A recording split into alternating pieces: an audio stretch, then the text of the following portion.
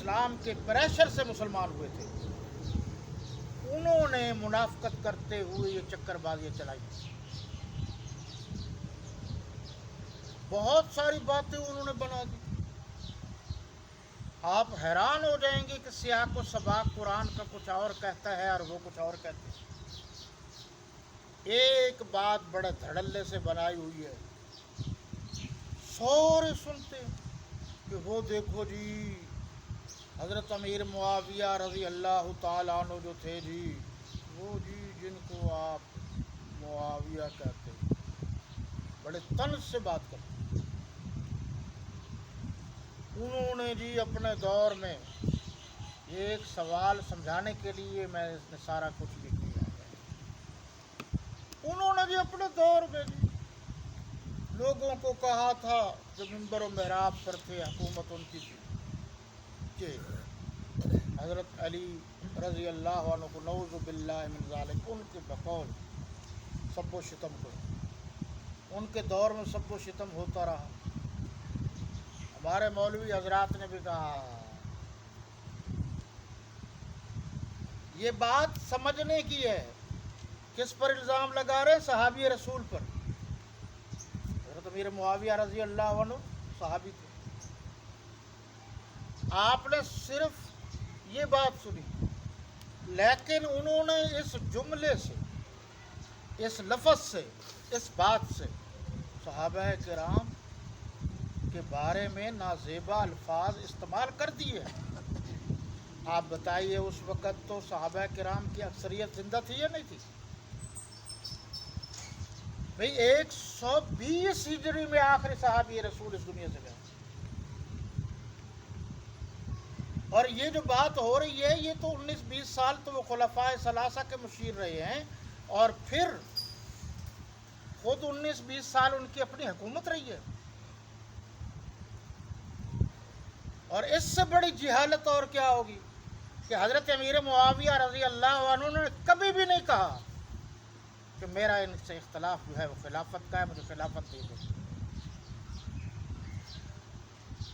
بھائی یہ وہ دیمک ہے رافضیت، یہ وہ جوئیں ہیں.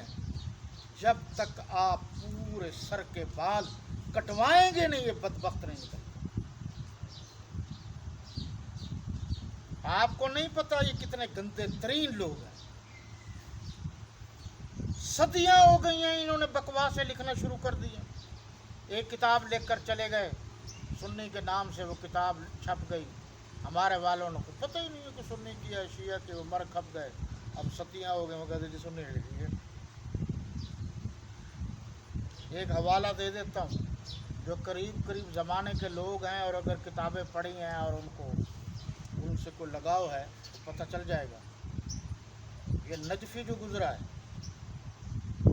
اس نے جو کتابیں لکھی ہیں اس کے نیچے حوالے لکھ دیے ہیں تو فلاں سننے کی کتاب میں یہ حوالہ موجود ہے، فلاں کی موجود ہے، فلاں کی موجود ہے، فلاں کی. جب آپ نے چیکنگ شروع کی کہ یہ کیا ہے تو پتہ چلا کسی سننے کی کتاب نہیں ہے، وہ لکھنے والے خود ہی ہیں.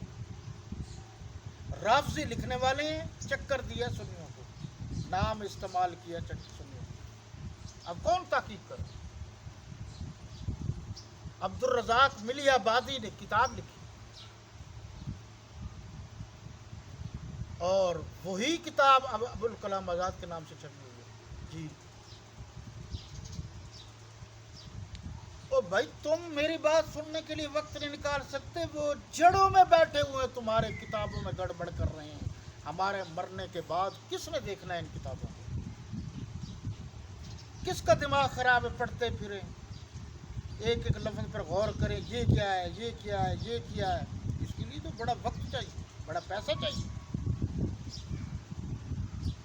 تو یہ اعتراض کیا ہے رافضیت نے. کس پر؟ حضرت امیر معاویہ رضی اللہ عنہ پر. میں پہلی بات یہ کرتا ہوں، صحابہ کرام کے دور میں کوئی کسی اور صحابی پر سب و ستم کرے، باقی صحابہ برداشت کر ہی نہیں سکتے، یہ ہو ہی نہیں سکتا. پھر جی وہ ان سے غلطی ہو گئی، پھر یہ ہو گیا، پھر وہ ہو گیا. آپ مجھے سمجھائیں، تم ہو صحابہ کرام کی غلطیاں نکالنے والے؟ اللہ کو پتہ نہیں ہے؟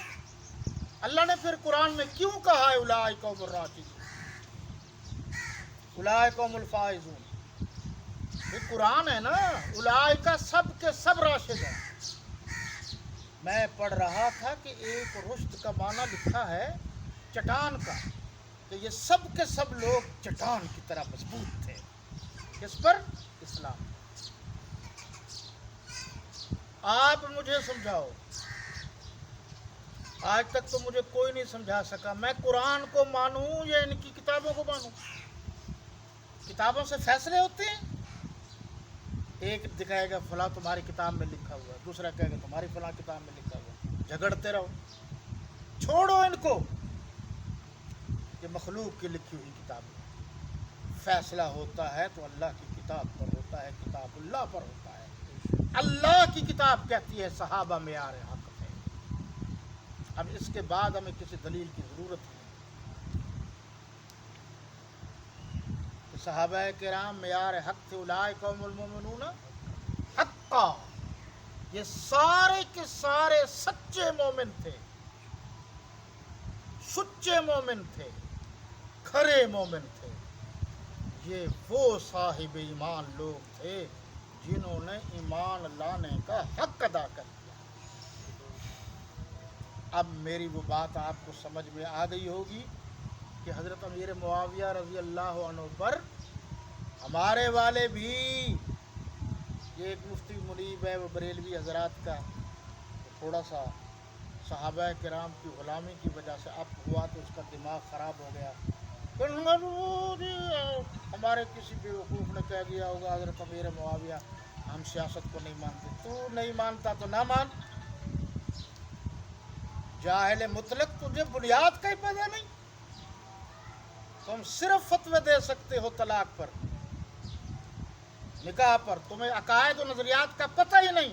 قرآن نے کہہ دیا ہے سب کے سب، اس میں حضرت امیر معاویہ شامل نہیں ہے، وہ صحابی نہیں ہے۔ جو صحابی بن گیا اس کے بعد اس کی کسی بات پر اعتراض ہو ہی نہیں سکتا۔ آپ نے میری بات پر غور کیا؟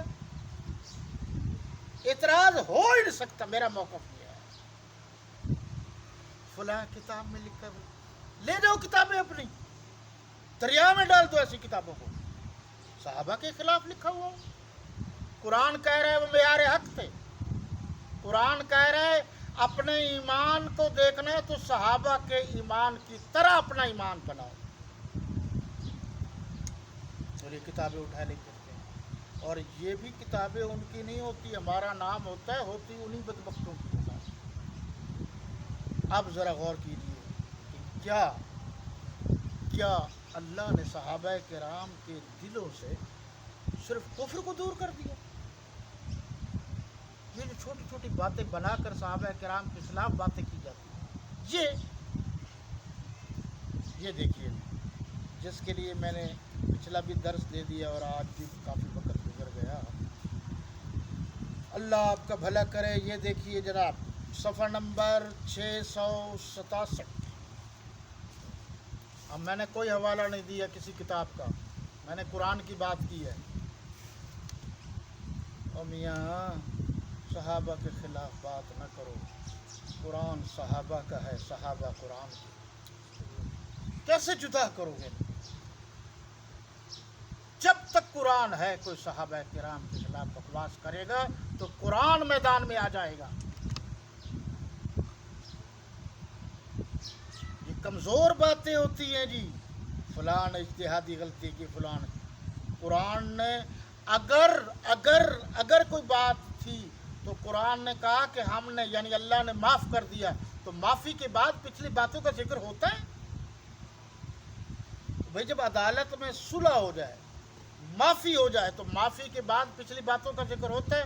تو چل دفع ہو جا، یہاں فیصلہ ہو چکا ہے، یہاں لکھا جا چکا ہے کہ معافی ہو گئی ہے، تو قرآن میں لکھا جا چکا ہے کہ صحابہ آفتاب ہیں آسمان کے، چمکتے دمکتے ستارے ہیں۔ یہ وَاعْلَمُوا أَنَّ فِيكُمْ رَسُولَ اللَّهِ. اور ترجمے پر غور کریں جی آپ، ترجمے پر غور ہی تو نہیں کرتے. قرآن غور کے لیے. اور جان رکھو کہ تم میں اللہ کے پیغمبر ہیں. یہ اس وقت کی بات ہے. لَوْ يُطِيعُكُمْ فِي كَثِيرٍ مِّنَ الْأَمْرِ لَعَنِتُّمْ. اگر بہت سی باتوں میں وہ تمہارا کہا مان لیا کریں تو تم مشکل میں پڑ جاؤ. ہر بات آپ کی ماننے کے پابند نہیں ہے نبی، اس لیے تحقیق کرنے کے بعد بات کیا کرو. حبب الیکم الایمان وزینہ فی قلوبکم. اللہ نے تم کو ایمان عزیز بنا دیا، پیارا ایمان تمہیں عطا کیا، اور اس کو تمہارے دلوں میں سجا دیا. وزینہ فی، تمہارے دلوں میں اللہ نے ایمان کو، آگے لفظ ہے قابل، پہلے یہ تعریف ہے. یہ ان لفظوں پر آپ غور کر لیں. دنیا کی کوئی طاقت صحابہ کرام اور حضرت امیر معاویہ پر اعتراض کر ہی نہیں سکتی. اب یہ قرآن کہہ رہا ہے، اس پر غور کرو. آیت نمبر نوٹ کرو. وَكَرَّهَ إِلَيْكُمُ الْكُفْرَ وَالْفُسُوقَ. میری طرف نہ دیکھیں، قرآن پر دیکھیں. وَالْعِصْيَانَ، پھر دیکھیے جی. وَكَرَّهَ إِلَيْكُمُ الْكُفْرَ والفسوق والعصیان. اور ترجمہ کر رہا ہوں جو لکھا ہوا ہے. اور کفر اور گناہ اور نافرمانی سے تم کو بیزار کر دیا، دور کر دیا. جس سے دور کیا؟ کفر سے بھی. ٹھیک ہے جی، پہلا مسئلہ حل ہو گیا، کفر ختم. کس کو دور کر رہے ہیں؟ صحابہ کرام، ان کی بات. دوسرا گناہ، جی یہ کہتے ہیں جی گناہ کیا. قرآن کہتا ہے صحابہ سے، قرآن کہتا ہے صحابہ سے گناہ کو بیزار کر دیا، دور کر دیا، علیحدہ کر دیا. گناہ تو صحابہ کرام کے قریب بھی نہیں بھٹکتا. آگے لفظ کیا ہے جی؟ والعصیان، نافرمانی. یہ کیسے ہو سکتا ہے؟ ہوں میرے نبی کے صحابہ اور حضور کے فرمان کی نافرمانی کریں.